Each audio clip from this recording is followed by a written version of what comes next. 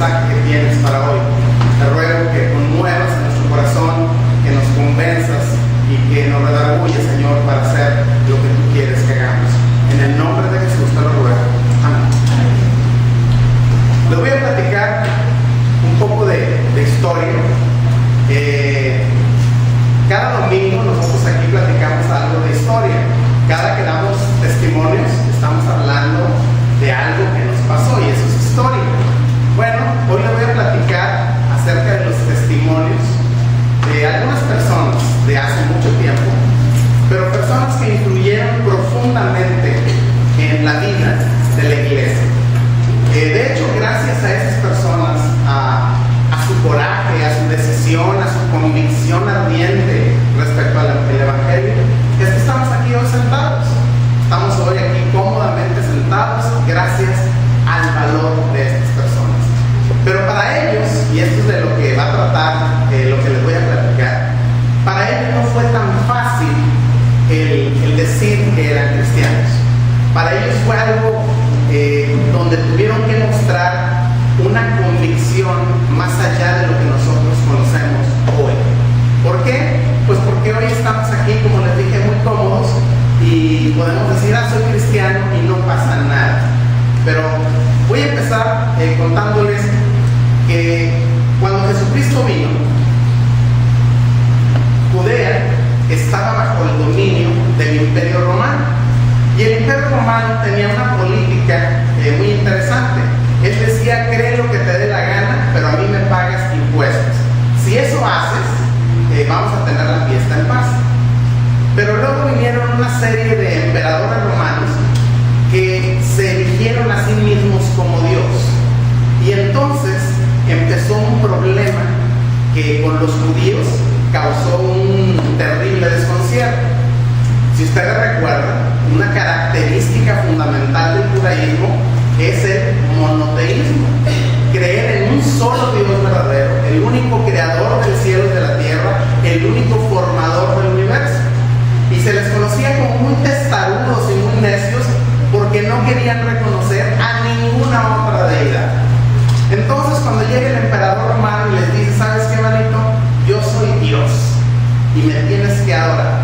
Pues entraron en un conflicto porque los judíos dijeron, Dios es Jehová y solamente Él merece la gloria. Y empezó la persecución. Esa actitud bonachona de los emperadores romanos se terminó e iniciaron por tener una contienda con ellos por no querer adorar al emperador. Se consideraba una deslealtad a Roma el no rendir tributo al emperador. Bueno, cuando Jesucristo viene, empieza a predicar el Evangelio. Pues al principio esto causó una revuelta. Mucha gente pensó que era una religión nueva, pero en realidad los judíos solamente pensaban que se estaba cumpliendo todas las profecías que respecto al Mesías había. Para ellos no era una nueva religión el cristianismo. Ellos seguían siendo judíos, pero con la salvedad de que ahora creían que Jesucristo era el Salvador.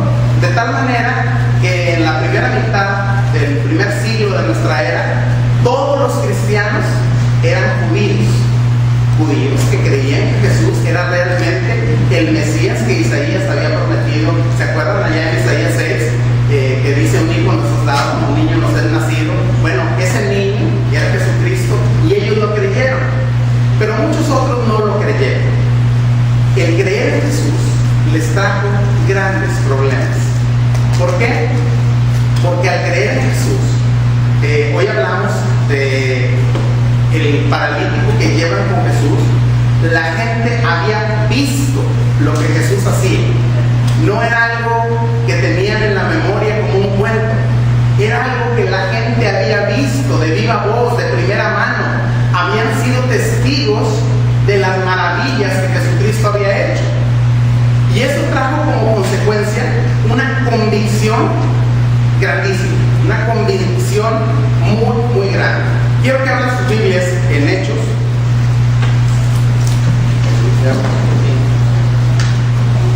Y vamos a abrir en el libro de los Hechos, en el capítulo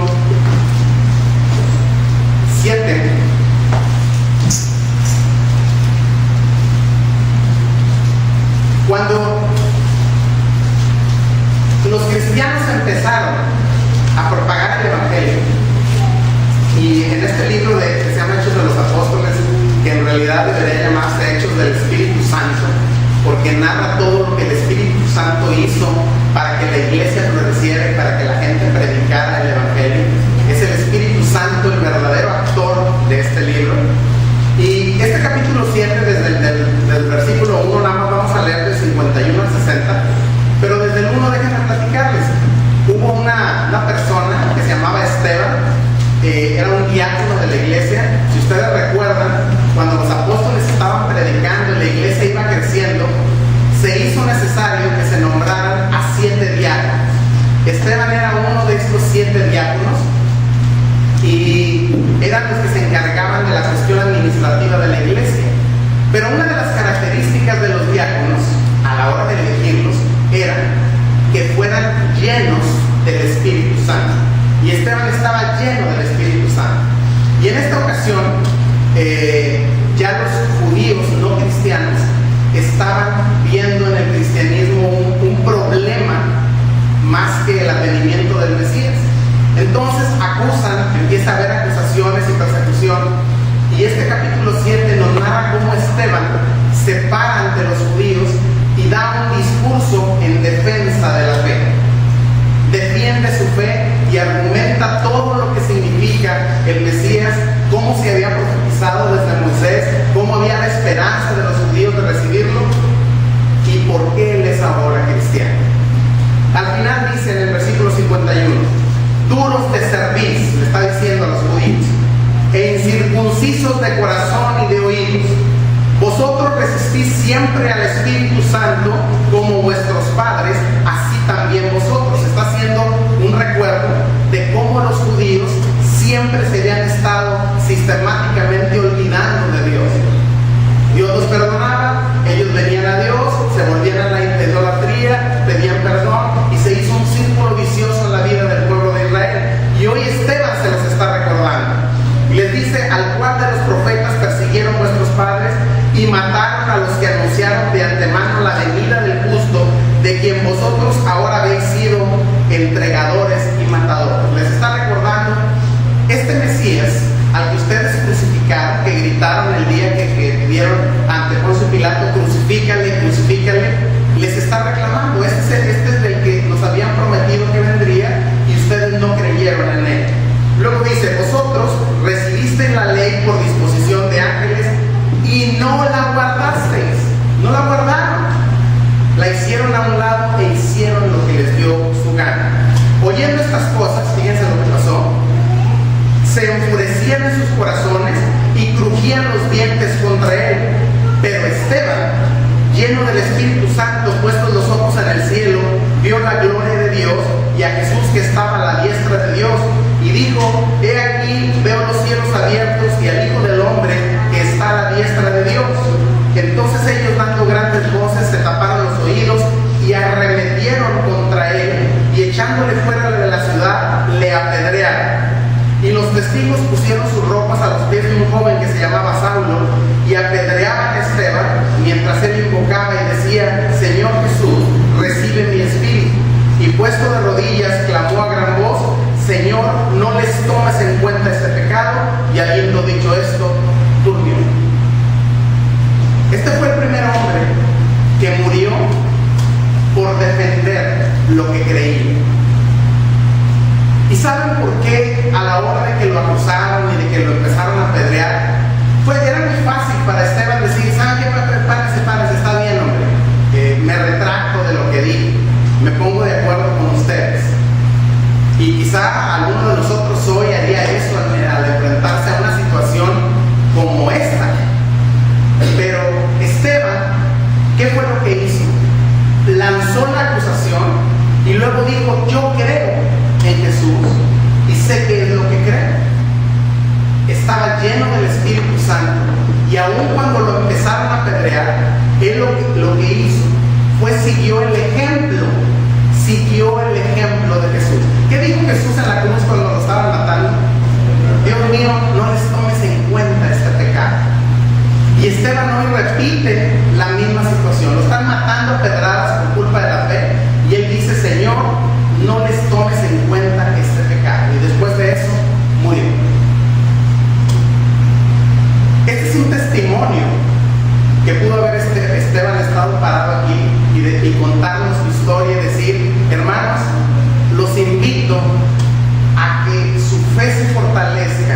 Y no importa la situación a la que se enfrenten, confíen en quién es Jesucristo, el Redentor. Es el verdadero Salvador. Y un Salvador que los primeros cristianos entendieron que iba más allá de la temporalidad de esta tierra. Ellos sabían que lo que estaba pasando en la tierra no importaba. Su esperanza era mucho más lejana. Era la eternidad, que es lo que Dios había prometido. Esteban nos muestra la característica de un hombre lleno del Espíritu Santo que tenía una convicción ardiente sobre lo que había visto y sobre lo que había creído, y no cedió ni ante la muerte. Un tiempo después, uno de los apóstoles, Santiago, es el segundo que ejecutó el imperio, estaba predicando en Jerusalén intensamente, y la iglesia crecía. Nos cuenta Hechos que había reuniones donde había 5,000 conversos, y pues eso no le gustó al imperio, y le dieron la instrucción a Herodes, y Herodes tomó preso a Santiago y lo ejecutó, lo decapitó, y tratando de frenar lo que posteriormente se le llamaría la enfermedad del cristianismo. Pensaron que matando a los líderes iban a sofocar aquella revuelta que parecía que iba a ser como una gripa que da muy fuerte y luego se quita y ya después andamos todos sanos. Pues resulta que no. Como la gente había visto, fíjense, esto es muy importante, la gente había visto lo que Jesús hizo. En esta primera etapa, cuando la gente predicaba, no predicaba como ahora nosotros, que yo les puedo hablar de los milagros de Jesucristo y lo pueden poner en tela de duda. En aquel entonces, si a Esteban le hubieran dicho, oye, no, es que Jesucristo no hizo nada, él se iba a reír y iba a decir, yo estuve ahí, yo lo vi, no me vas a platicar que no es cierto. ¿Quién le iba a decir a Pedro, a Santiago, a Mateo, que no había hecho Jesús lo que había hecho? Ellos habían estado allí cuando rompieron el techo y bajaron al paralítico. Ellos estuvieron allí cuando Él dijo, levántate, toma tu lecho y vete. Y murieron por esa convicción. Más adelante, el cristianismo se empieza a esparcer de una manera gigantesca. La convicción de sus primeros cristianos era tan fuerte que el imperio empezó a tomar cuidado de lo que estaba sucediendo. Hay un historiador romano, un joven que se llama Plinio. Hay dos Plinios en la historia, Plinio el joven y Plinio el viejo. Plinio el joven fue encargado por el emperador Trajano para que fuera a la región de Bitinia y escribiera todos los acontecimientos. Iba a ser el historiador de lo que allí pasara y además ser el procurador de Bitinia. Pues cuando él llega allí a Bitinia, ya es un lugar lejano de Jerusalén, está al norte de Jerusalén, cerca de Alejandría, y se encuentra Plinio con un pequeño problema. Empieza a poner las instrucciones de Trajano en orden, y pues Trajano es Dios para los romanos, y empieza a poner el ejercicio de que todo mundo esté sujeto al Dios emperador.